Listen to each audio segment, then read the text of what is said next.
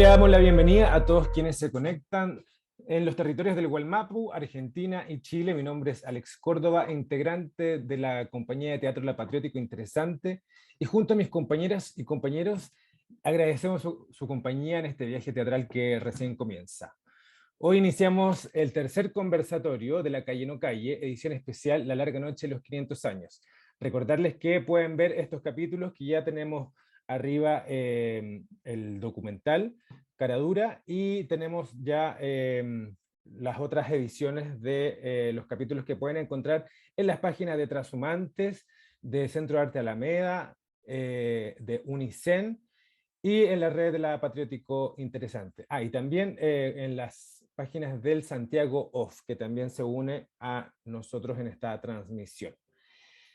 En esta oportunidad estamos junto a compañeros del grupo de teatro Mapuche. En este caso tenemos a Lorena Cañuqueo, y de Temuco tenemos a Andrea Richard de Fundación Transhumantes, quienes seremos los anfitriones de estos invitados para hablar de lo que es ser mapuche hoy.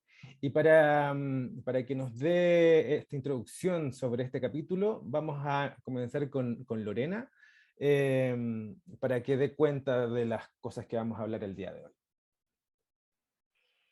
Gracias, Ale Felei. Chao Paín, como puché, mule patun, come iman tofa, werkul sungu emeu, pero magien com ta pul el fun, ka waria mucho, mapu mule poiman, comer calemia waingon, ka com ta inchin, que el fun calemia wainta pachanto mai, com pu askintu jefe, com pu alkutu fe, que com ta puché, alkutu lelo tofachi nutranka gunta fachanto. Mañung muinta ñi pu witran, akulu tatufa, Bernardo Calaura, Cacomta ñi puche, Feichi Troquín Trasumante, La Patriótico Interesante Casbey. Bueno, los saludo a todos, gracias a todos por estar acá en esta conversación, en esta charla que vamos a iniciar ahora, especialmente a nuestros invitados, Bernardo Polipán, que desde Chaura Cahuín se ha arrimado también con su palabra, a Laura Croft, que desde aquí del territorio del Puelmapu, en Julilov, Cheguaría, donde estamos también repensando esta propuesta, se ha motivado para poder llegar a esta conversación. Nuestra idea hoy es reflexionar acerca de lo que ya nos anticipaba Alex, qué implica ser mapuche hoy, que tiene que ver no solamente con dilucidar las problemáticas que atraviesan a la población mapuche, a la sociedad mapuche, en su conjunto, tanto en Puel Mapu como en Gulu Mapu, en todos los puntos del Mili Huitran Mapu de nuestro territorio ancestral mapuche, sino también pensar cómo estas formas de ser mapuche interpelan a las sociedades nacionales, de qué manera la configuración de ciertos estereotipos con respecto a lo indígena, en particular a lo mapuche, también descentran y problematizan nociones acerca de construcciones de ciudadanía, de ciudadanos esperables o deseables para estos proyectos nacionales, y que también podemos ir pensando en conjunto para poder desnaturalizar estereotipos y relaciones sociales opresivas que nos estamos cuestionando todos. Así que en ese sentido convocamos en el día de hoy a Bernardo, a Laura, para que nos inviten también a pensar a través de sus aportes en esta pregunta de qué significa ser mapuche hoy, y pensar y repensar también cómo políticas estructurales del racismo, de la exotización, de la estereotipación de relaciones y de personas también afectan las relaciones sociales de todos nosotros. Así que les agradecemos una vez más a todos los que nos están acompañando en esta transmisión, y en particular a nuestros invitados del día de hoy. Le cedo la palabra a mi compañera Andrea, que nos va también a presentar a nuestros compañeros de ruta. Gracias Lorena, gracias Alex, gracias Laura y Bernardo, bienvenidos a este espacio de conversación donde vamos a poder dilucidar un poco mejor qué ocurre con nuestros territorios y qué ocurre con el pueblo mapuche en estas localidades. Bueno, como les adelantaba tanto Alex como Lorena, nos acompañan en esta travesía en este periplo por Argentina y Chile, Laura Croft, que es doctora en antropología, investigadora independiente, profesora de la Universidad Nacional de Río Negro y directora de licenciatura en Ciencias Antropológicas, y además ella compiló un libro denominado La Tierra de los Otros, la dimensión territorial del genocidio indígena en Río Negro y sus efectos en el presente. Laura, bienvenida. Bueno, gracias. Tuyo. Bueno, muchas gracias por la invitación a estos teatreros y teatreras.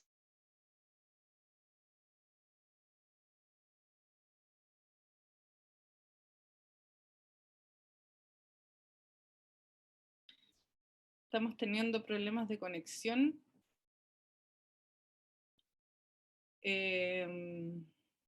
No sé si presento a Bernardo y vamos con Bernardo mientras se reincorpora Laura. Ah, esta es Laura. He Volviste. vuelto.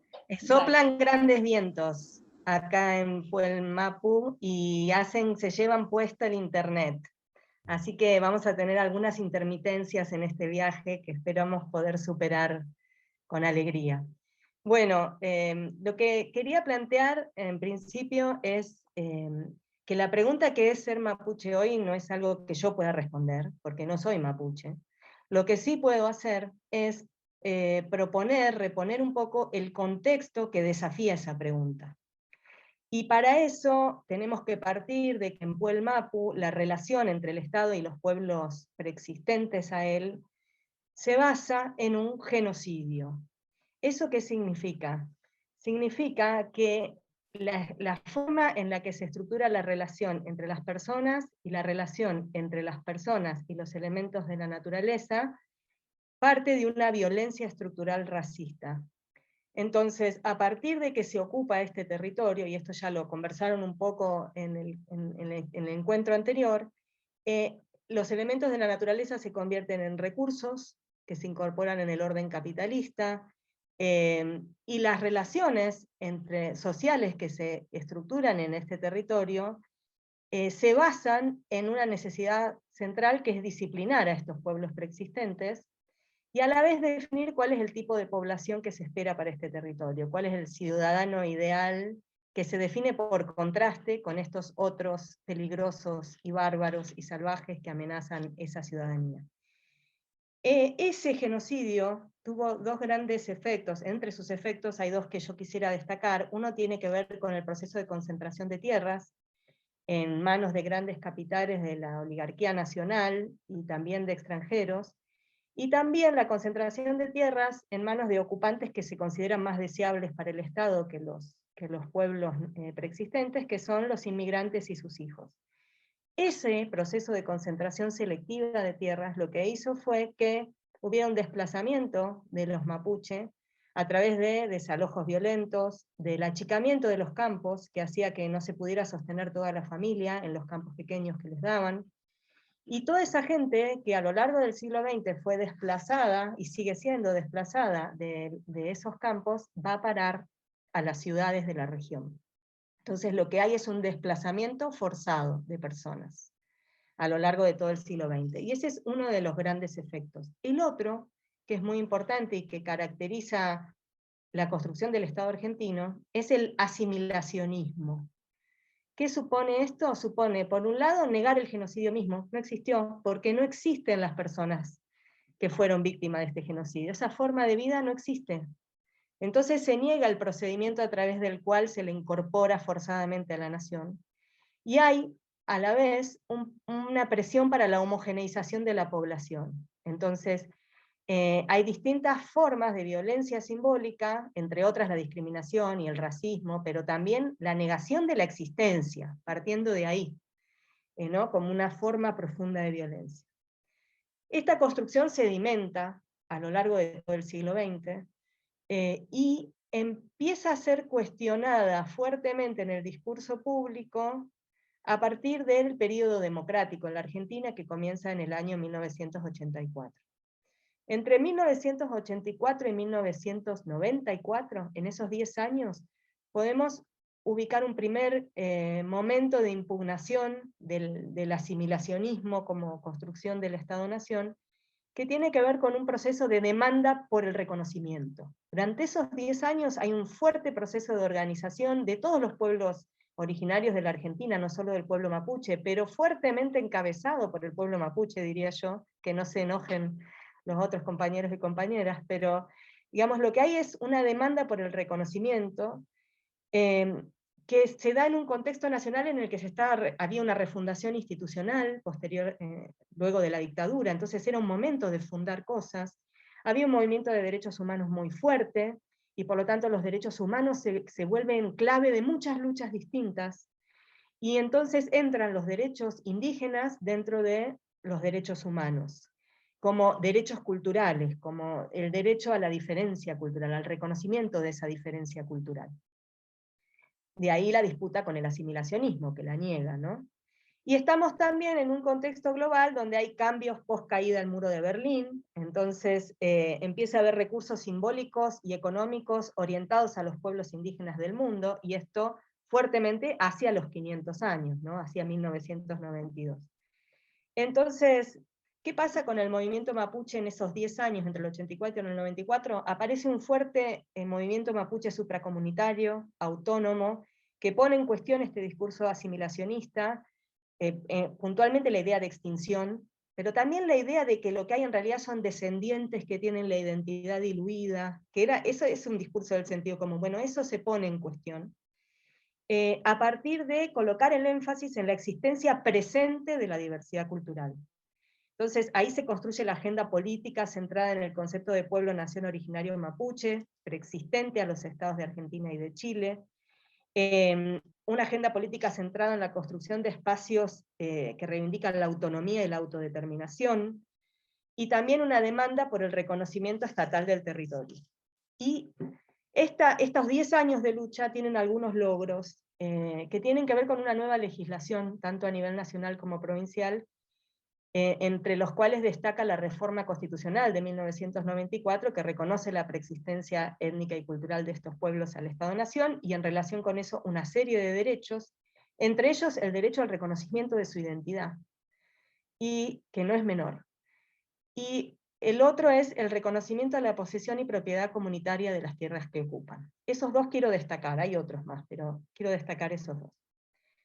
Entonces ahí aparece un segundo momento, entre 1994 y el 2006, que tiene que ver con la demanda por el cumplimiento de los derechos reconocidos, porque una cosa es que se reconozcan, y otra muy distinta es que se cumplan. Entonces las leyes están, pero deben hacerse valer. En la lucha por la tierra, la vía judicial se abre a partir de que existen las leyes, pero los jueces cajonean las causas. Entonces hay un cambio en las estrategias de lucha que pasa por la recuperación territorial o la reafirmación territorial. ¿Para qué? Para que sean los terratenientes los usurpadores terratenientes quienes hagan jugar al Poder Judicial, quienes inicien, porque a ellos sí les dan pelota cuando hacen denuncias, perdón por mi palabra llana, ¿no? Entonces, que hagan ellos mover al Poder Judicial. Y entonces sí, empieza a moverse el Poder Judicial, pero ¿qué es lo que pasa? Evitan tratar la cuestión de fondo. Entonces se generan causas penales, y no causas civiles, que discutan la propiedad de la tierra. Y cuando se pasa al fuero civil, no se aplica el derecho indígena, se aplica otra legislación. Entonces, ¿cuál es el resultado de este periodo? Y bueno, tenemos algunos fallos favorables y otros negativos, ¿no?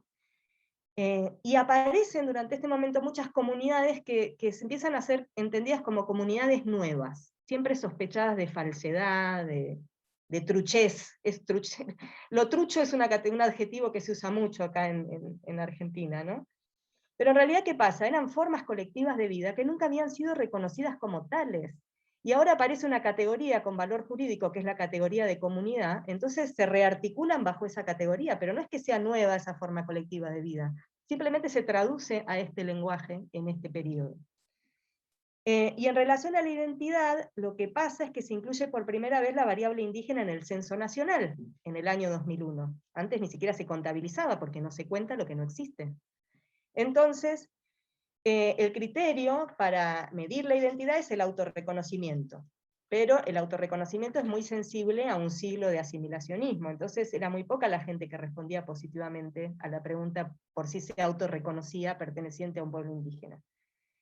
Como dato, el 71,6% de la población que se reconoció indígena en las provincias de la Patagonia era población urbana. ¿Qué pasa en el movimiento mapuche en esos 10 años?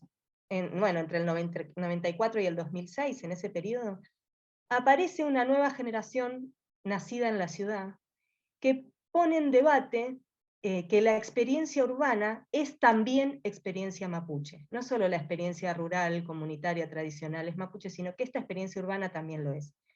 Y por lo tanto plantean que es necesario reconocer los múltiples efectos de la historia, y no solo colocar el foco en la esencia cultural, en la presencia de esa diferencia cultural, sino reconocer esa heterogeneidad de efectos que tuvo esta historia de violencia. Entre 2006 y 2015 aparece un tercer momento que yo caracterizo como el desafío de la participación en el Estado. En 2006 hay una ley, que es la Ley de Emergencia en materia de propiedad, posesión y propiedad de las tierras que tradicionalmente ocupan las comunidades indígenas, que ordena suspender los desalojos hasta tanto no se haga un relevamiento territorial de las tierras que ocupan las comunidades. Y ese relevamiento se tiene que hacer con participación de las comunidades. Entonces, ¿qué pasa? Hay múltiples resistencias y dificultades para implementar una política así en un Estado que no estaba acostumbrado a eso, a esa participación ni a ese reconocimiento. En 2009, la Ley de Servicios de Comunicación Audiovisual guarda un rango de frecuencias para radios comunitarias y además incluye comunicadores indígenas en su formulación y en su ejecución. En 2014 aparecen múltiples programas de agricultura familiar que también involucran a las comunidades. Y en el movimiento mapuche en ese momento aparece un nuevo debate, porque hay un Estado que se abre a la participación. Entonces, ¿qué hacemos con eso? ¿No? Y hay distintas posiciones. Hay quienes eligen mantenerse en un lugar.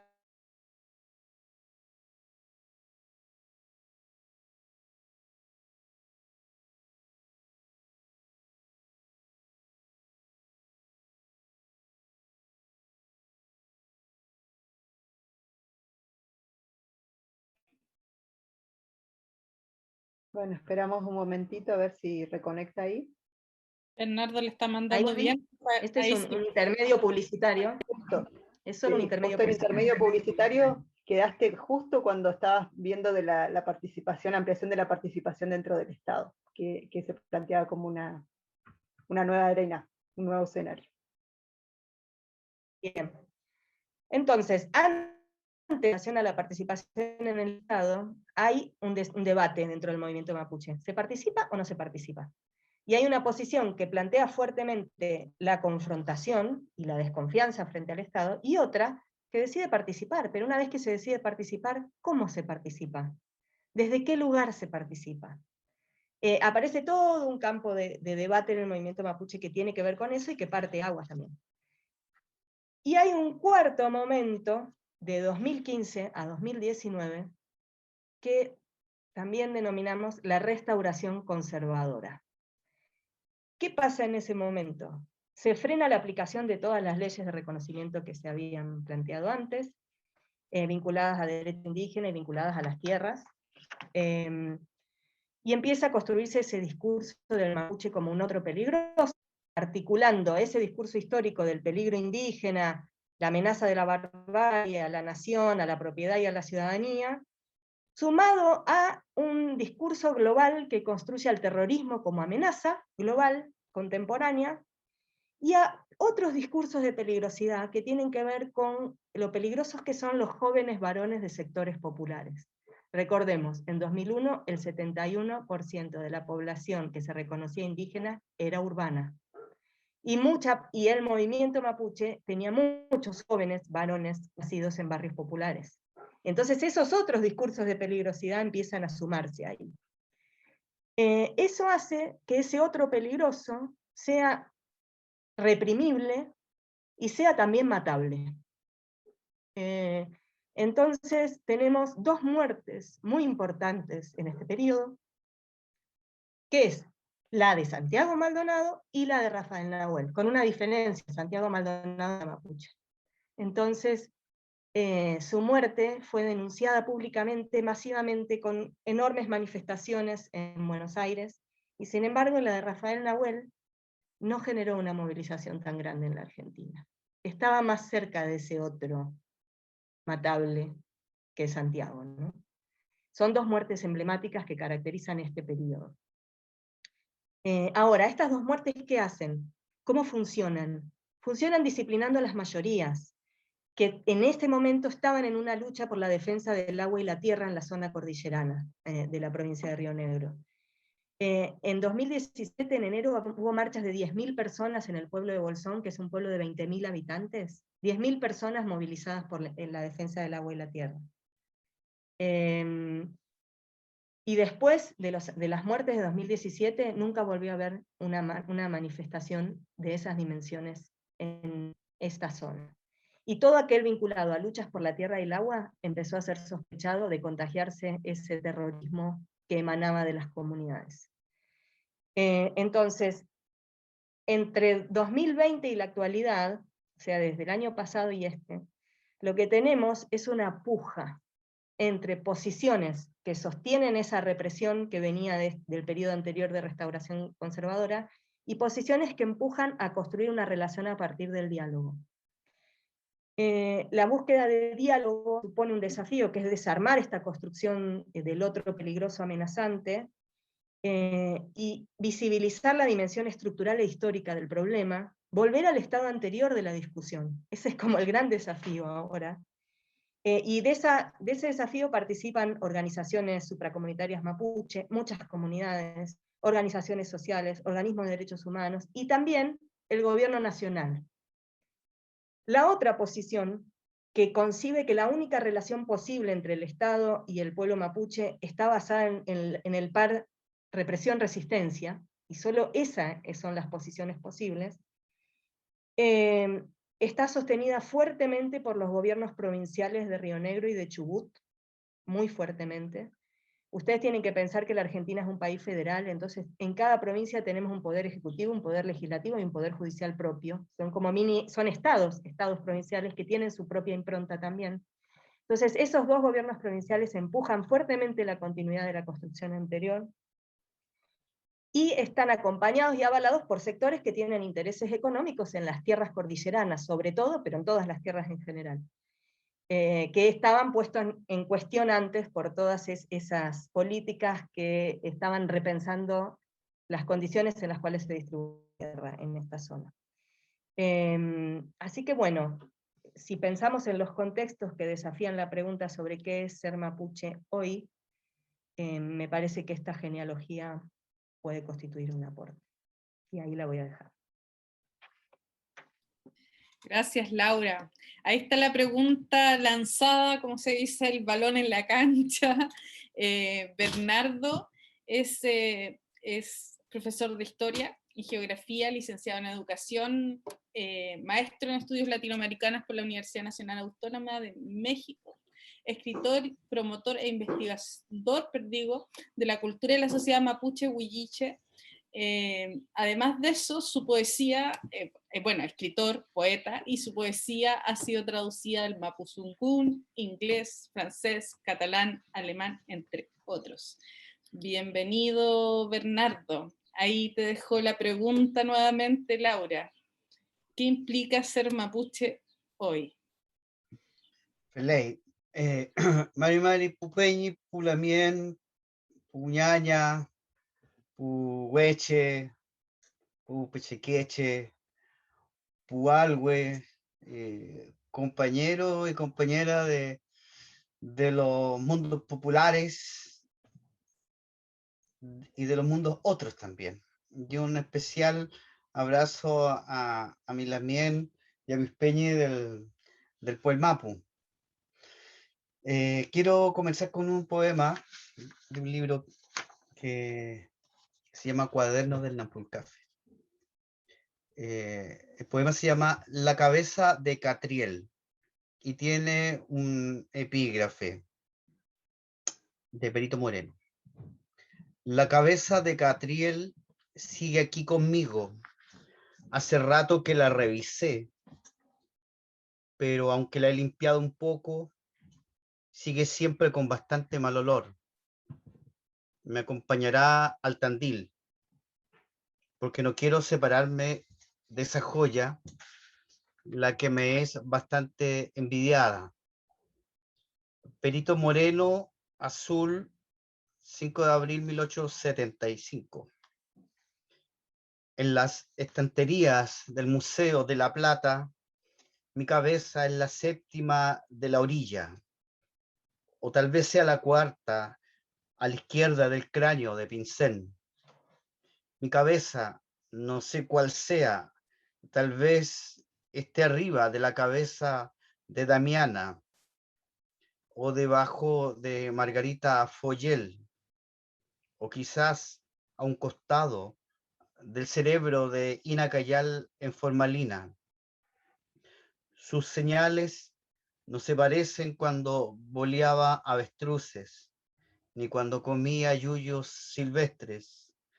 Mi cabeza brilla con la luz de los tubos fluorescentes. Mi cabeza es un número en el inventario colonial. Mi cabeza tuvo un alma embutida en un cuerpo. Siempre lo dije, solo que ahora no significa mucho. Mi cabeza, desenterrada por Perito Moreno, se comporta a veces como si estuviera en la gobernación de las manzanas, allá lejos, donde los pastos crecen y engordan por las tardes los caballos. Yo escribí algo y que es un adelanto también a otro libro que estoy armando de ensayos, ¿ya? Y lo voy a compartir con ustedes por primera vez. Así que entendámoslo que es como un borrador, ¿ya? Se llama De la blanquitud a la mapuchitud.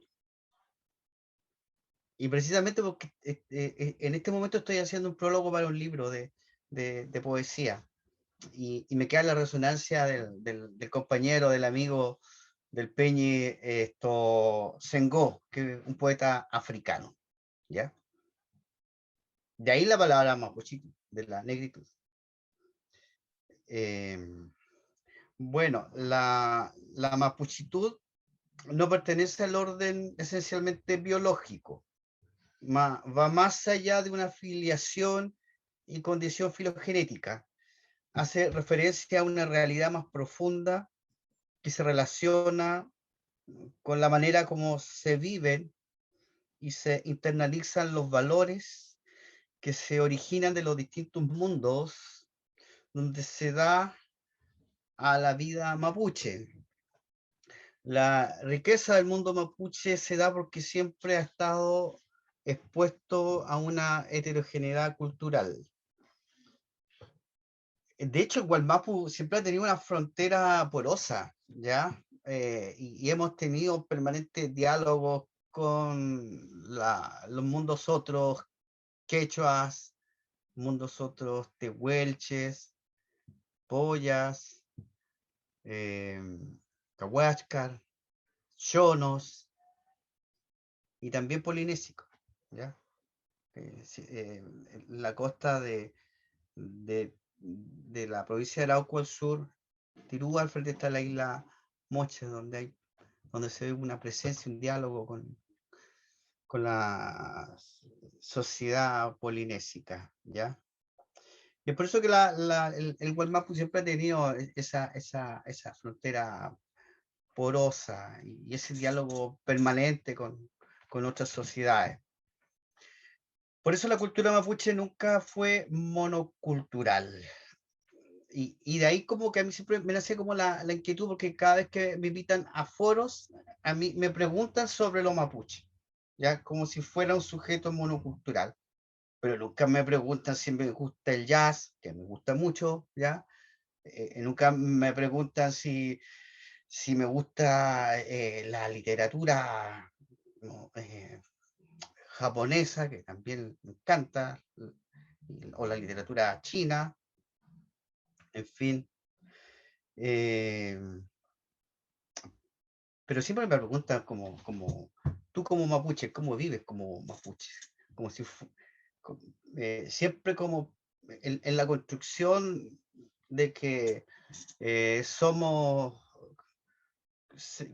al interior existiera una cultura homogénea o una cultura única, ¿ya? Entonces, la cultura mapuche siempre se ha desarrollado desde distintos centros que le otorgan sus respectivas singularidades. No existe una central única identitaria que se pueda identificar como la metrópolis, ¿ya? Nosotros no tenemos una ciudad gótica, no tenemos una capital mapuche. Temuco no la reconocemos como una ciudad gótica porque desde los distintos centros donde que existen en el Wallmapu vamos construyendo nuestros procesos de identidad, ¿ya? Entonces, te puedo decir que visto desde la Luna, o tal vez desde Júpiter, el planeta Wallmapu, ¿ya? O como un globo terráqueo, si uno lo hace girar y donde uno ponga el dedo se constituye un centro y desde ese centro se arma un Walmi, una complejidad de vida y desde ahí visionamos el Wallmapu, la nación de la etnia chilena a América Latina y el mundo, ¿ya? Pero eso una cosa es que te hayan reducido a través de las reducciones, ¿cierto? De los títulos comisarios, y otras cosas que te hacen pensar como un reducido. Por eso la cultura mapuche nunca es monocultural, nunca ha sido monocultural, ¿ya? El hecho que te hagan pensar como un reducido, ¿ya? Y que siempre te pregunten desde los mapuche, y la pregunta se cierra en los mapuche, es que si reproduce ese ciclo colonial republicano y hegemónico que se piensa desde un centro político, un centro de poder, con un sujeto único, ya con una canción nacional única, con un Estado único, ya con un Dios cristiano único, que es hombre y que es soltero, y desde ahí se interroga al otro, y se le interroga siempre oye, ¿cómo eres tú como sujeto único, ¿ya? Homogéneo. Y el Wallmapu en realidad lo que tiene son muchas heterogeneidades, muchas diversidades. Hay mundos otros que nos pueblan a nosotros, ¿ya? Entonces, pienso, por ejemplo, en un lonco que se llama Carlos Lincomán, que es que era de Chiloé, de la puta Pichilhue, y que yo tuve la ocasión de conocerlo. Y él, cuando iba a referir un Nutrán muy antiguo, decía, cuentan los abuelos, que a su vez le cuentan los abuelos, que a su vez le cuentan los bisabuelos, que a su vez le cuentan los tatarabuelos, y que a su vez cuentan los chonos abuelos. Es decir, que él comenzaba de una relación, de una memoria de corta duración, iba a una memoria de mediana duración, y se entroncaba con los abuelos chonos de 6.000 años de antigüedad. Entonces con eso, Carlos Lincomán decía, como mapuche también me pueblan los abuelos chonos. No estoy intencionado por un sujeto único, metropolitano, ¿ya? Entonces, no existe no tenemos una capital mapuche. Y si la tuviéramos, constituiría la negación misma del ser mapuche. Pues la constitución de un centro de poder de producción y concentración del poder y una periferia sometida es propio de un orden geopolítico colonialista y también capitalista. Entonces, a una política nosotros anteponemos una geopoética, es decir, que desde distintos lugares, Mapu territorio, Celti territorio, vamos construyendo nuestros procesos identitarios. Entonces el mundo mapuche se ha sostenido, reproducido en el tiempo por medio de sus distintos centros o gualmes de construcción de sentido.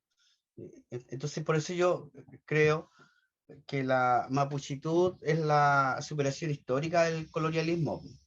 Es un modo que trasciende de la comunidad pigmentada. No está forzosamente determinado por el color de piel. Es un modo de relacionarse con grupos humanos, ¿ya?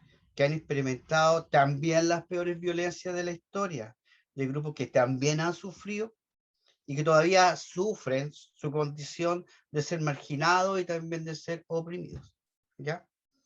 Y yo lo pienso desde las memorias próximas que yo tengo y que son encarnaciones que yo voy portando en mi vida, y particularmente hablo de mi mamá, que se llama Sol Filgueira, ¿ya?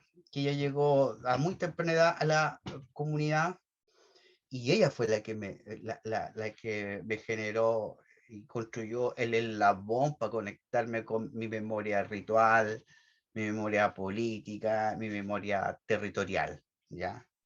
Entonces, ella no tenía el fenotipo mapuche, pero era la lamien, era la papay de la comunidad. Entonces, los mapuche, por eso el ver a mi mamá y ver otras abuelas, ¿ya? Me da la idea que los mapuche trasciende de la cantidad de pigmentación que tengas en la piel, por un lado. Entonces, pero la mapuchitud no la veo como una filosofía, sino una manera de aproximarnos al conocimiento. Es una manera, es una manera de sentir y de pensar también lo humano, y también es una manera de vivir dentro de tus propias memorias y sentir que también desde esas fracturas, ¿cierto? Desde estas heridas coloniales, desde de estos traumas, desde estas historicidades interrumpidas, uno se puede recomponer como sujeto, como un sujeto mapuche, ¿ya? Entonces, es una manera de vivir tus memorias y las distintas memorias que te pueblan, ¿ya? Y yo creo que es pensarse desde un cuerpo, yo creo que es pensarse desde una piel, desde el lado otro, desde la orilla opuesta al torreón colonial, donde siempre nos han construido como deformes, ¿ya? Como vacíos de tiempo, como vacíos de emociones, como vacíos también de sentidos, ¿ya? Entonces, bueno, lo esencial siempre será invisible a la brutalidad de una mente capitalista y colonial.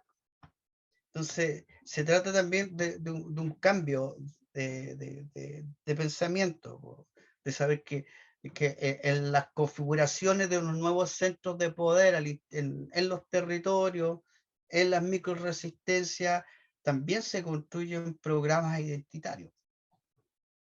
Entonces, sentir que la memoria de los territorios se imprime en los cuerpos, ¿ya? Y que todos somos cuerpos territorios, que todos estamos acuerpados en los territorios, y los territorios también están acuerpados en nosotros, ¿ya? Y que es hora de reconocernos que somos seres, personas, ¿ya? Que es importante, que somos muchos, que al interior del Gualmapu, de los territorios, existen muchas personas que portan memorias sin archivo, ¿ya? Y que, ojo, que cada vez que muere una papá y un chacha, es como si se quemara una biblioteca, pero con él también un territorio. Y como para terminar, y no perder de vista lo que ocurrió acá en el Gulumapu, con la rebelión popular de octubre, ¿ya? No perder de vista que la rebelión popular nos enseñó a habitar en el otro y en la otra, y nos ayudó a construirlo como próximo y como próxima. El otro no existe sin el nosótricos, ¿ya? Y aquí la palabra nosótricos no es nueva, es de los hermanos tojolabales, de los mayas tojolabales, ellos hablan del nosótricos, ¿ya? Porque en su idioma no existe la palabra yo. El yo siempre está en relación a lo otro, en la construcción del otro. De ahí que los tojolabales hablan del nosótricos y del nosótricas, ¿ya? Porque desde esa orilla es donde se construyen las individualidades. Bueno, por eso es necesario mantener mantener viva una memoria que sea insurgente, capaz de sanar este trauma social, mental y colonial, y entender que es una falacia decir que mi libertad termina donde comienza la tuya. Pues el otro y la otra es el sujeto o sujeta responsable de activar la libertad en mí. Y yo soy responsable de construir caminos de libertad para él y ella.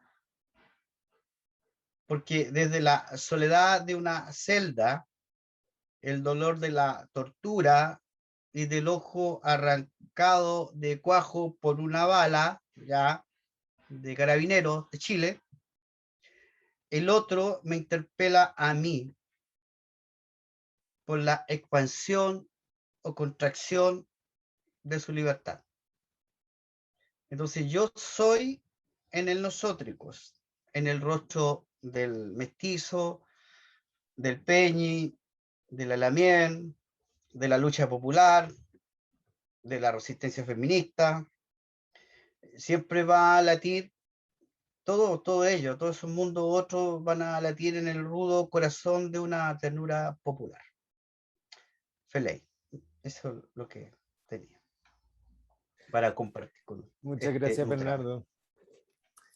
Nos quedamos con los nosótricos, nosótricas.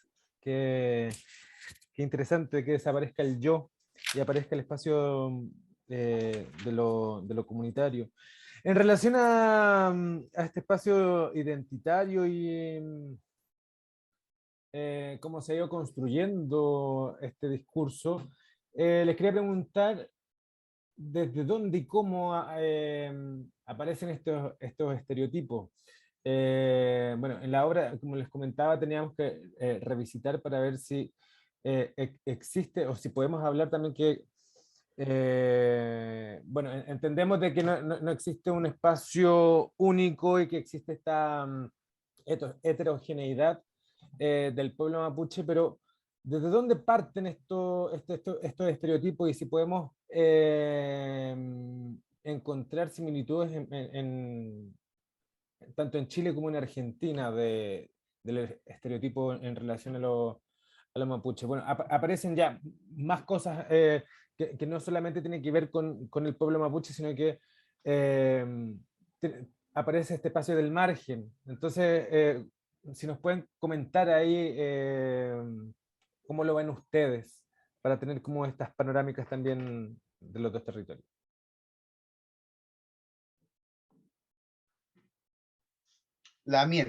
Laura. Bueno, si yo tengo que pensar cuáles son los estereotipos que se pusieron en juego a lo largo de toda esta relación, ¿no? Tenemos como una colección de estereotipos posibles, ¿no? Uno primero es el invisible, es el invisible o la calavera que mencionó Bernardo, ¿no? En el museo. Ese es como un primer estereotipo fuerte con el que se trabajó durante mucho tiempo y que cala hondo, que es el que vino después del bárbaro salvaje, ¿no? Pero el bárbaro salvaje en Puel Mapu quedó en el pasado, es imposible que esté en el presente. Por eso la operación de la restauración conservadora, en el fondo, tampoco puede negar un proceso de lucha por la visibilización. O sea, ya no pueden decir que no existen. Entonces, ¿qué hacen? Se aferran a esa construcción anterior, que era la única posible de una presencia o una coexistencia, ¿no? Entonces, eso también demuestra un efecto de una lucha por la visibilización que fue exitosa, en un punto. Que esa restauración conservadora no pueda volver a los fantasmas, diría un colega, sino que tenga que trabajar con algo mucho más antiguo que eso, ¿no? Después aparece fuertemente en ese primer periodo de la demanda por el reconocimiento un estereotipo monocultural, homogéneo, un poco lo que criticaba Bernardo en su primer planteo, pero fuertemente también activado por el propio movimiento mapuche. ¿Por qué? Porque eso era lo único que el otro podía ver. Solo se podía ver una cosa de una homogeneidad tal y de un esencialismo cultural tal que fuera irrefutable. Entonces ese era el único lenguaje posible en esa relación. Por eso yo digo que la pregunta por qué ser mapuche hoy tiene mucho que ver con cuál es el contexto, a quién se lo estás diciendo. La identidad es una conversación con otro y con nosotros. Entonces siempre cómo se define eso tiene que ver con a quién le estás hablando, ante quién estás marcando una presencia. Esa construcción bien esencialista y monocultural empieza a ser cuestionada al interior del movimiento mapuche cuando aparece esta generación que visibiliza su condición urbana y que dice hubo múltiples efectos de la historia, entonces hay que comprender que existe esa heterogeneidad, y ahí se empiezan a activar muchas imágenes que tienen que ver también con el diálogo trans-Gualmapu, que es, por ejemplo, la figura poética de otro poeta mapuche, que es David Añiñir, que es la figura del Mapurbe, ¿no?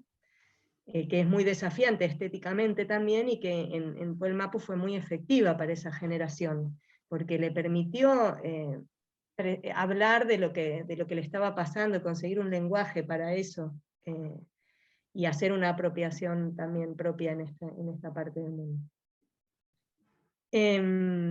Y después aparece en todo ese proceso en el cual el Estado decide empezar a ejecutar algunas... El Estado tampoco es una cosa homogénea, para empezar, ¿no? También eso me parece que es importante. El otro tampoco es homogéneo.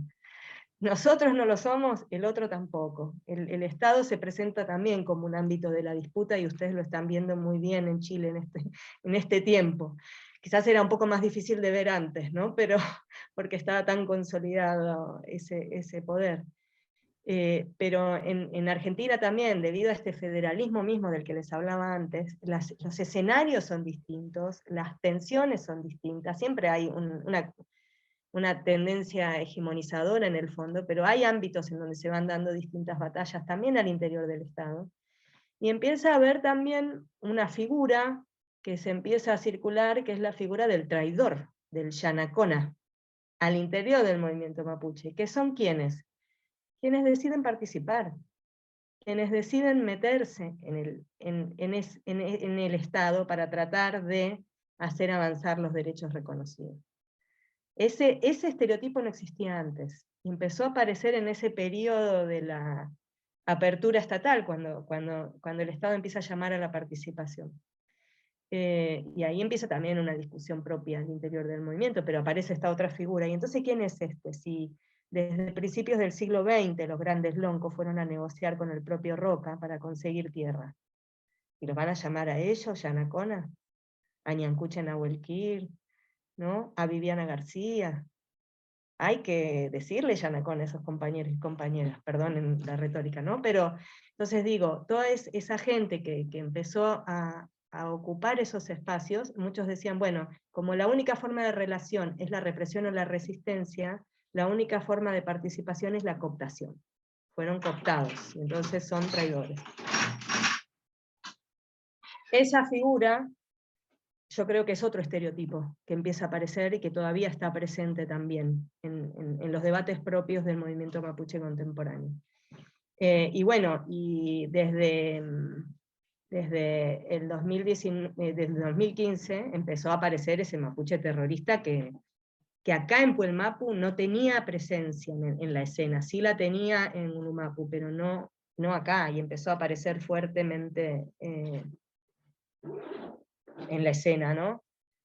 Entonces ya les dije bastante, el fantasma, el salvaje, el esencial, el mapurbe, el yanacona, bueno, esa es un poco, me parece. Y otro actor importante, que también empezó a tener mucha presencia últimamente, es la SOMO, las mujeres.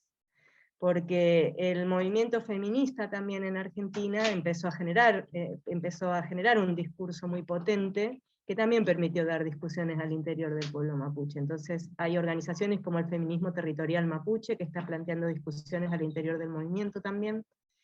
Y entonces también es como muy incipiente lo que empieza a haber loncos, mujeres, en comunidades donde se denunció la acción violenta del patriarcado, no sé. Empieza a haber una figura ahí que todavía está tironeada, yo no diría que está en borrador, digamos, borroneada en esa escena, pero me parece que también es interesante mirarla, ¿no? Y ahí lo dejaría yo por ahora. Muchas gracias, Laura. ¿Y Bernardo? Mire, yo veo el momento como cuando comienza a costurarse tanto en Chile como en Argentina, todo este tejido moderno que arrastra todo el carro colonial, ¿ya? Entonces se comienza a construir un guión, y este guión está sostenido, está construido en la idea de la blanquitud, que permea como todas las capas de la sociedad, tanto los imaginarios sociales, los políticos, lo económico. Hay una idea de ser republicano. Entonces, en septiembre, para el sector de Chile, en el Gulumapu, en septiembre del año 1793, acá, un grupo de hombres armados va a pacificar a los mapuches, ¿ya? Pero en estas trampas que tiene la memoria, 180 años más tarde, otro grupo de hombres armados va a pacificar a los chilenos para el golpe de Estado. Entonces, cuando se va desplegando este guión, ya fines del siglo XIX, tanto Chile como los ejércitos, tanto chilenos como argentinos, siempre han estado en una permanente beligerancia. Pero es curioso que se ponen de acuerdo para eliminar bárbaros y salvajes, ¿ya? Entonces, en Chile el genocidio se llama la guerra a la pacificación, que acá en todos los textos escolares le llaman como la campaña de la pacificación, con la idea consciente de despojar el acto de crueldad que significó el asesinato de 70.000 personas en la guerra de la pacificación entre el año 1860 y el año 1883. Y en Argentina esa misma genocidio se llamó Campaña del Desierto, pero hay cartas ya de amor, muy romántica, entre Cornelio Saavedra, el que estaba a cargo de la campaña del desierto acá en Chile, y Roca, que estaba a cargo de la campaña del exterminio de poblaciones de los pueblos originarios en Argentina. Y se hacen recomendaciones y hay indicaciones entre ellos como eliminar bárbaros y eliminar salvajes. Posteriormente, ese estado de amor que había entre estos dos generales desaparece, vuelve la beligerancia y nuevamente aparece esta relación amorosa en las dictaduras militares, ¿ya? Pero ahora aquí el enlace entre militares argentinos con generales chilenos se da en la operación Cóndor. Pero esta vez era para exterminar otros bárbaros, otros salvajes, otro enemigo interno, que eran los montoneros que eran los miristas, que era la extrema izquierda, ¿ya?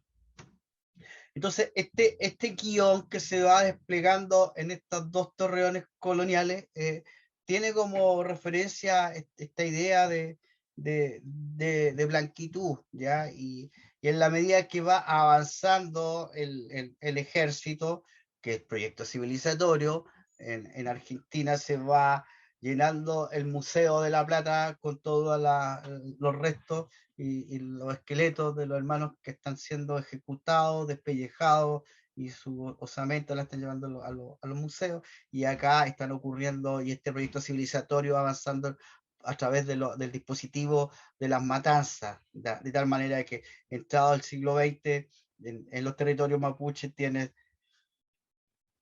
a la misión escuela, junto a los cuarteles de la policía, los ejércitos, y en la orilla de los ríos tienes todas las destilerías de aguardiente de trigo, ¿ya? Las notarías, todos los dispositivos que unidos generan como, primero, el despojo de las tierras, pero también a través de lo que es la Iglesia Católica, el disciplinamiento social de la conciencia mapuche. Entonces, lo que ocurre es que se condena el genocidio de casi 15 millones de personas en Europa, ¿ya? En los campos de concentración, ¿ya? Y que fueron llevados a cabo por los nazis. Pero yo les digo que no hubo nada nuevo acá, que de todos los exterminios, no hubo nada inédito acá en América Latina que no se haya estrenado antes. Ya en el siglo XIX se conocían los campos de exterminio en el Gualmapu, en Balcheta, en todos los lugares de Argentina, los campos de exterminio, las torturas, las ejecuciones, las desapariciones. Eso no es nada nuevo, ¿ya? Pero no se condena porque no es el hombre blanco el que es torturado, el que es exterminado y el que es sometido a un campo de concentración.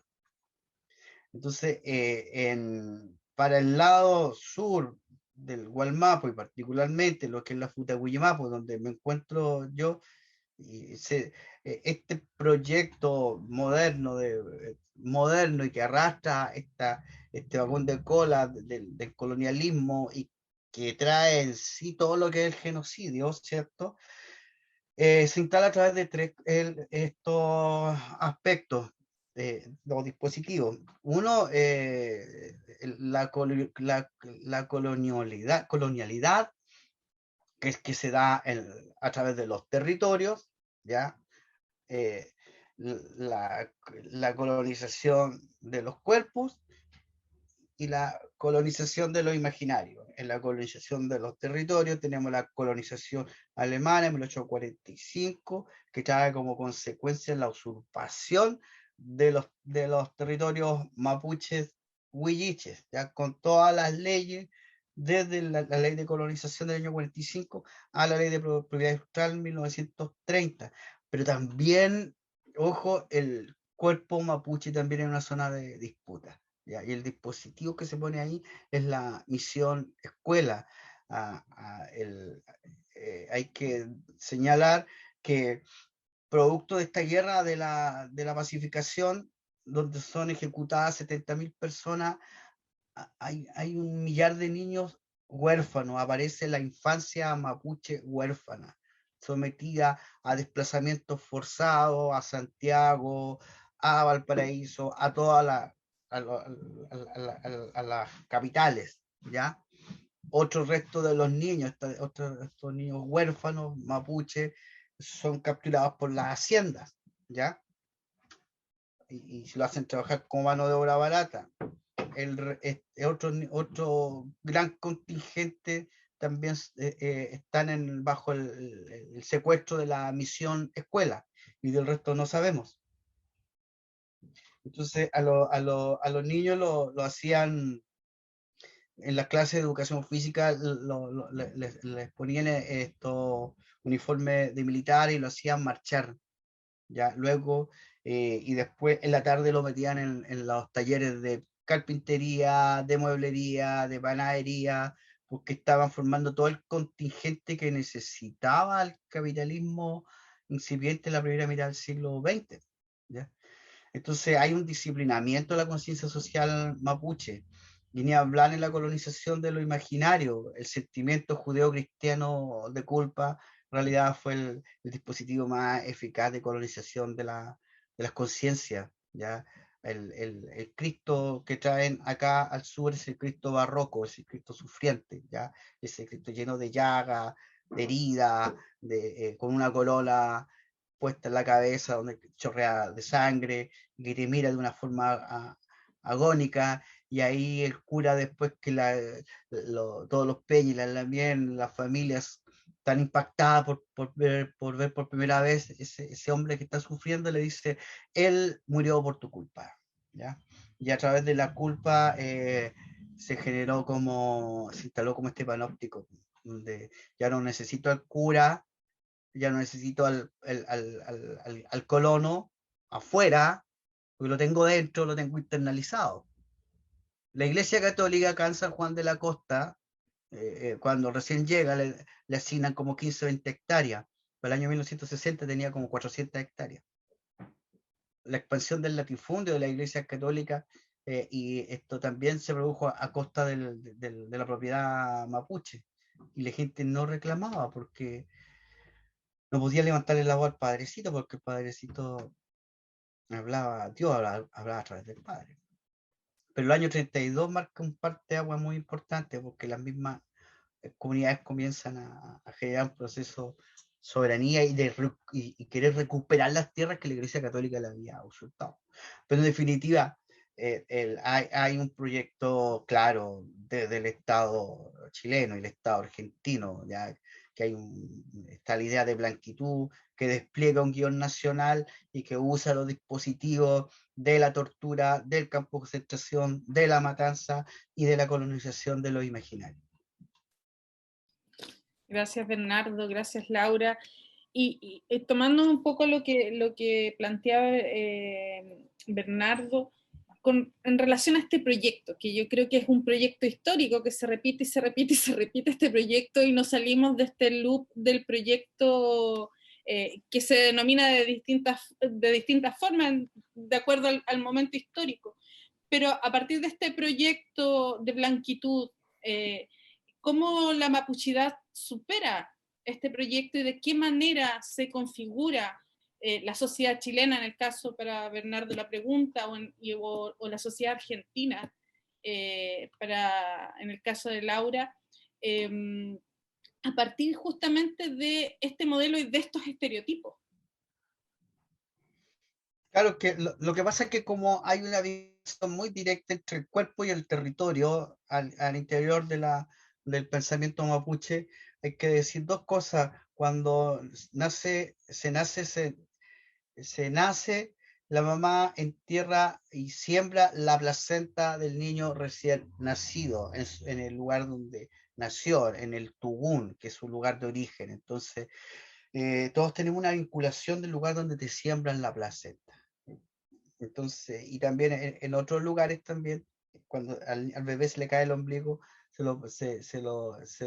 abre una corteza, se le asigna un árbol y se le pone el ombliguito.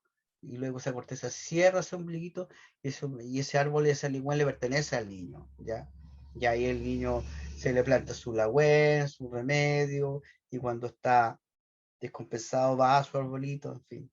Entonces, hay una vinculación muy directa entre el territorio y el cuerpo. Por lo tanto, una manera de agredir al cuerpo es agredir al territorio, ¿ya?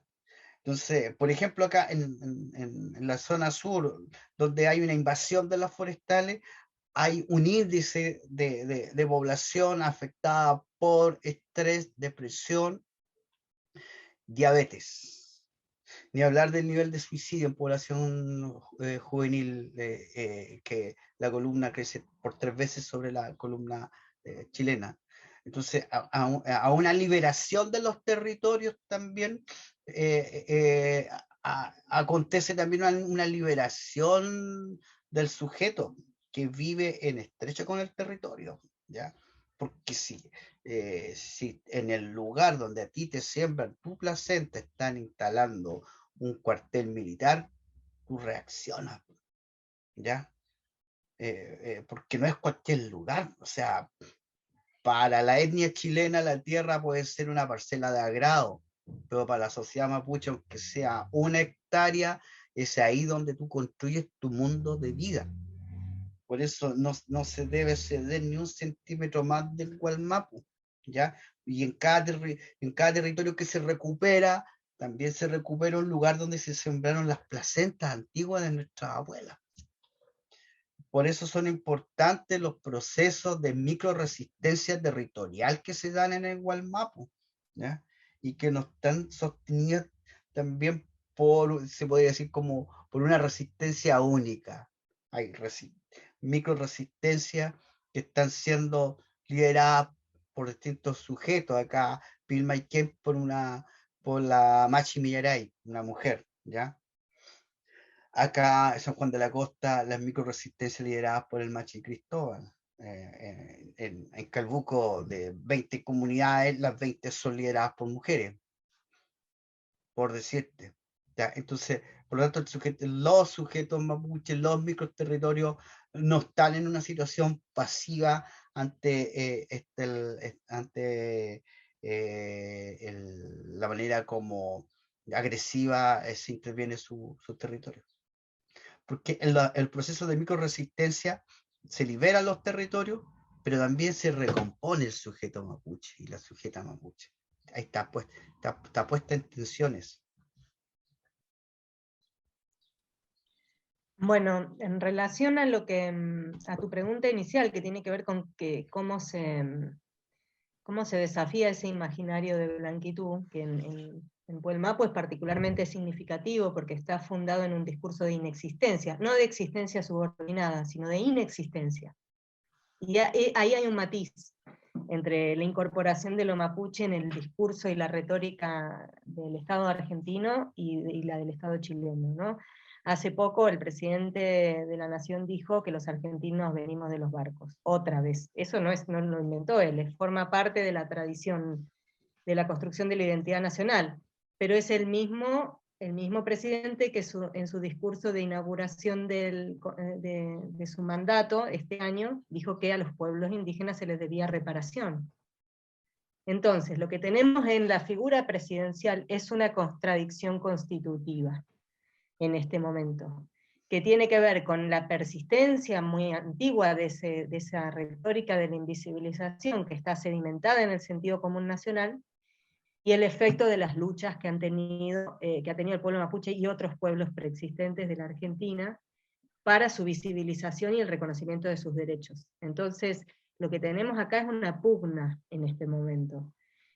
Una pugna entre ese imaginario homogeneizante, europeizante, y estas otras disputas que se han ido ganando desde el 84 esta parte, y que han ido instalando también presencias que ya es muy difícil de negar, esto que hablábamos antes, ¿no? Ahora dicen que son terroristas, pero ya no pueden decir que no existen.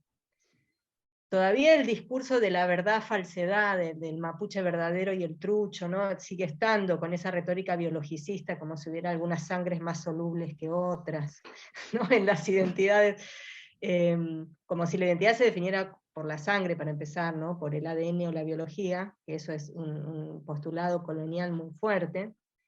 Y segundo, por esta idea de que hay algunas sangres que son más solubles que otras, ¿no? Si se reproduce una persona mapuche con una persona no mapuche, el hijo, la hija, seguramente va a ser menos mapuche, no menos no mapuche, ¿no? Gana siempre una sobre la otra, va siendo más soluble una sangre que la otra. Por eso esta figura del descendiente, que en realidad sigue operando al día de hoy, mucha gente dice yo soy descendiente de mapuche. ¿Y qué significa eso? ¿Qué significa eso? Que está más disuelta la sangre en vos, que los mapuches eran los de antes y ahora ya no.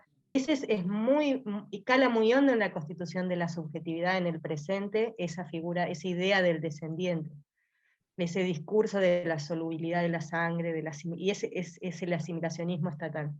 Y hay mucha gente que lo dice, y yo no le voy a decir que no lo es, ¿no? No es mi batalla. Lo que le pregunto es qué significa eso, como para tratar de entender cuáles son los conceptos y los discursos que van constituyendo esa subjetividad, esa identidad que también hoy define a muchas víctimas de ese genocidio. Hay muchas víctimas de ese genocidio que fueron interpeladas como indígenas, hoy dicen que son descendientes, no dicen que son mapuches. Mañana pueden decir otra cosa. Pero digo, eso coexiste y eso está. Por eso los números del censo pueden variar mucho, dependiendo de cómo se va dando la disputa y de cómo se va construyendo esa lucha, ¿no? Contra ese sentido común. Me parece que eso es lo que está un poco en pugna desde hace mucho tiempo, ¿no? Y que hoy se expresa en ese discurso presidencial. Mucha gente se enojó mucho y empezó a hablarle al individuo presidente. Yo prefiero pensarlo más como esta expresión de la figura presidencial de una puja y de una disputa que se está dando en este país. Y justamente retomando, y ya también para ir cerrando esta conversación, ambos mencionaban una cuestión que tiene que ver con estas contradicciones que vos recalcás, Laura, y que tienen que ver también con los contextos en donde se dan las disputas, las peleas, ¿no? Yo quisiera retomar esta idea de Bernardo también, que la mapuchidad es más que un concepto biologicista o un gradiente de colores, tiene que ver con una forma de pensar las relaciones y pensarse en el mundo, ¿no? Esta constitución del Gualme, digamos, pensar esos contextos que nos abarcan a cada uno y que también se conectan con otros. Vos decías, Laura, hoy que hay en este momento una restauración conservadora que vuelve a colocar el foco en la peligrosidad, pero al mismo tiempo retrotrae imaginarios constituidos a fines del siglo XIX.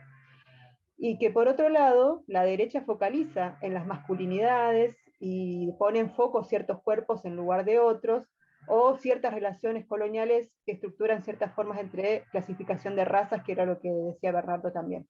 Yo quisiera preguntarles, que no sé si hay una respuesta, pero aventurar algunas reflexiones acerca de qué pasa cuando se presentan cuerpos, o mejor dicho, relaciones también, que se salen de esas normas, se salen de esos estereotipos que nos describían ustedes. Aquellos que no encuadran dentro de esas construcciones colonialistas o que fundaron las relaciones de los estados nacionales tanto en Argentina como en Chile. ¿Qué pasa con esas disidencias y con esos otros encuentros, no solamente ya para los mapuche, sino qué pasa, cómo nos repercute en términos de pensar nuestras sociedades hacia el futuro? Esa sería como la pregunta que les haríamos a los dos, y nuevamente agradecerles por estar acá y compartirnos tan potentes reflexiones. Bernardo, te cedo la palabra ahora.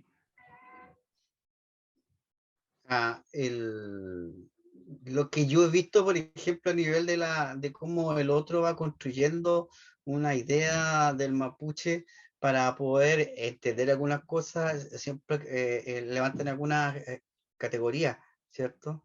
Y aquí, sobre todo en el sur, se ha canonizado la idea del lonco, ya como sujeto único y hegemónico para leer, recomponer la historicidad y la memoria mapuche.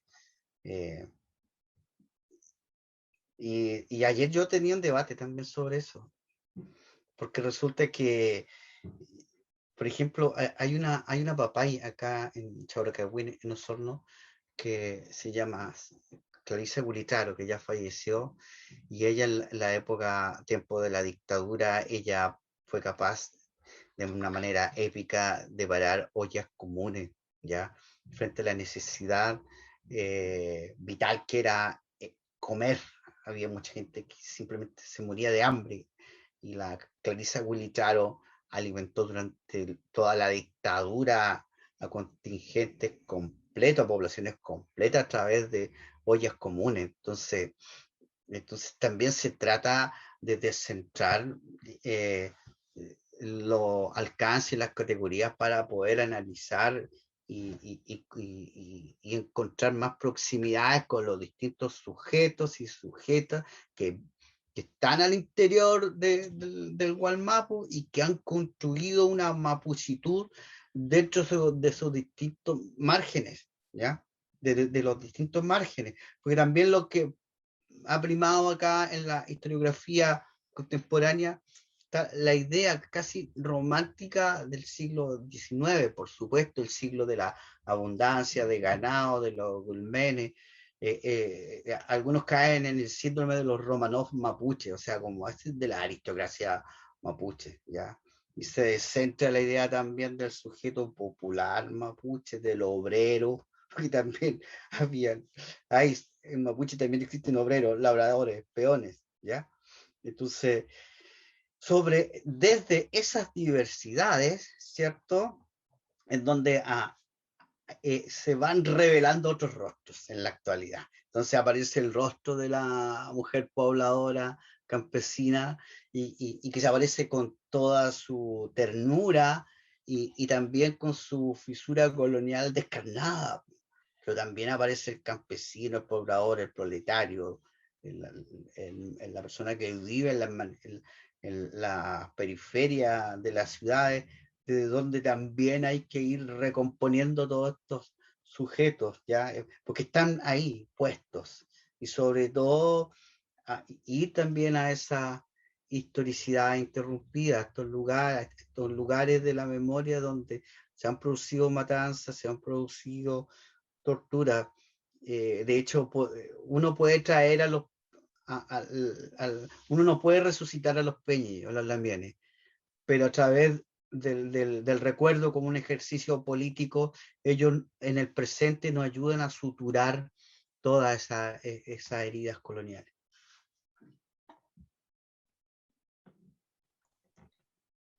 Bueno, quizás elaborar un poco más el estereotipo del terrorista mapuche, que hoy es uno de los estereotipos más fuertes, para decir que, que ese terrorista mapuche es varón, y es un varón heterosexual y cis, no solo es varón, es joven y es pobre.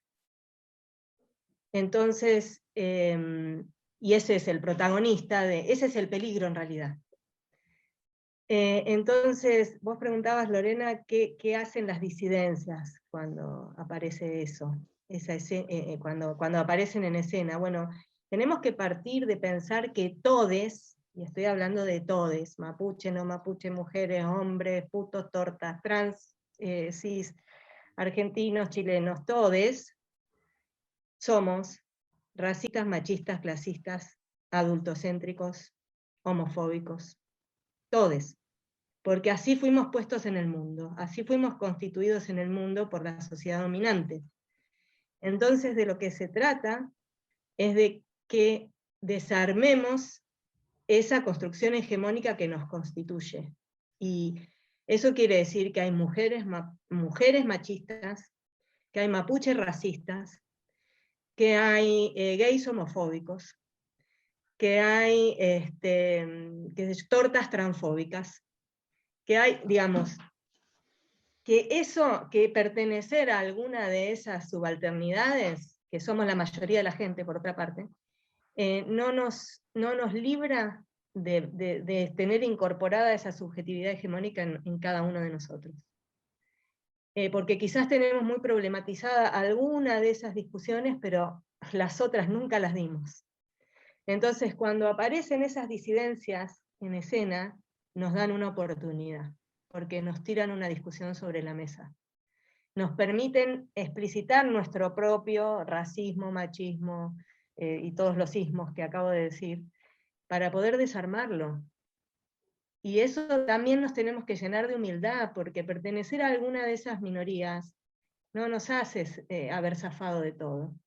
Tenemos que reconocer esas minorías que son mayorías, vuelvo a decir, o sea, porque si uno piensa en el hombre heterosexual, cis, de clase media, adulto, es una minoría muy mínima, y sin embargo es la voz de las mayorías. Entonces, si nosotros nos damos cuenta de que somos la mayoría, y juntos pateamos al piso, le cambiamos el eje a la tierra, decíamos el otro día, ¿no? Entonces, cuando aparecen esas disidencias en la escena, en la escena mapuche o en cualquiera de esas otras escenas, lo que hacen es darnos la oportunidad de desarmar eso. Y desarmar eso no es fácil. Entonces esas disidencias son muchas veces víctimas de nuestra reacción conservadora, de la de cada uno de nosotros, primero. Y después nos ponemos a pensar, capaz. ¿No? Pero en su propia exposición nos dan una oportunidad. Para mí las disidencias son, en relación a cualquiera de estas normativas patriarcales, coloniales, capitalistas de las que estoy hablando, les tenemos que agradecer, porque son la posibilidad de desarmarnos en cada uno de esos frentes, en un punto. Y ahí estamos Bueno. en cambiarle el eje a la Tierra. Qué hermosa reflexión ahí, ¿no? Nos quedamos. Y cómo nos Perdón, enfrentamos. se la robé a Quino, que es un historietista argentino, que tenía una historieta que se llamaba Mafalda, y Mafalda le tenía mucho miedo a los chinos, porque decía que si los chinos lo hacían todos juntos, le cambiaban el eje a la Tierra. Bueno, nosotros venimos a ser como los chinos de Mafalda, digamos. Sí, y derribar todos nuestros ismos. Qué importante el espacio de descolonizarnos, ¿no? Ya estamos en el final de la hora de esta Calle No Calle, edición especial. Agradecerles la participación a Bernardo y Laura, que ha sido un recorrido muy interesante para lograr entender también lo que es ser mapuche hoy, la heterogeneidad. También me quedo con el cuerpo y el territorio que nos nombraba Bernardo.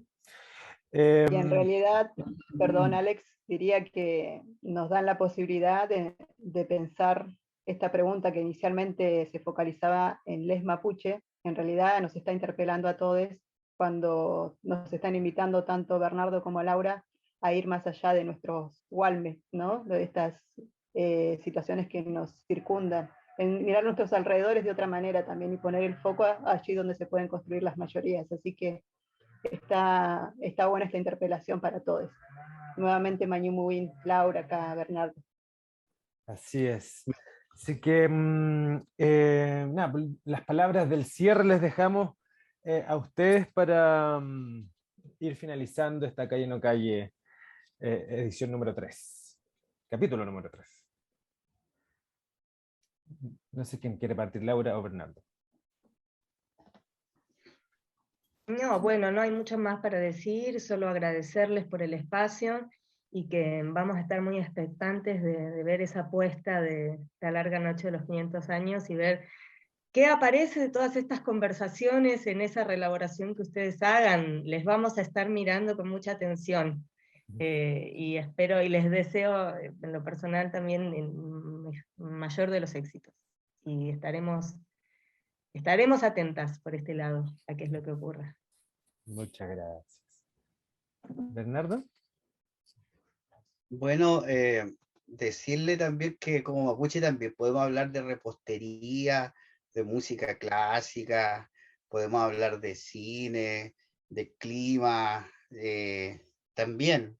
No somos ciudadanos, o sea, lo monocultural nos llegó como una camisa de fuerza, ¿ya? Pero también tenemos esos desplazamientos para poder hablar de cosas otras, memorias otras, ¿ya? Yo soy el hombre cultor y nadie me pregunta cómo crío a las lombrices, cómo me relaciono con ellas. Pero en fin, yo le agradezco y le abrazo desde acá y también voy a estar en esa actitud permanente, así en esa mirada, en ese observatorio, que les vaya muy bien en este proyecto que ustedes están en proceso y lo voy a acompañar desde el lugar donde estoy, ya desde mi orilla, desde mi piuquetún, desde mi corazonar. Así que sigan contando conmigo. Muchas gracias. Te vamos a cobrar la palabra. Gracias Bernardo, gracias Laura, les agradezco mucho este espacio.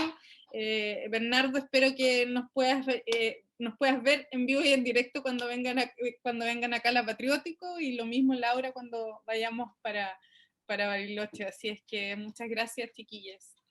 Un abrazo grande. Sí, Bueno, y ¿quieres decir algo, Bernardo? no, nada. Ah, ya. Eucayal.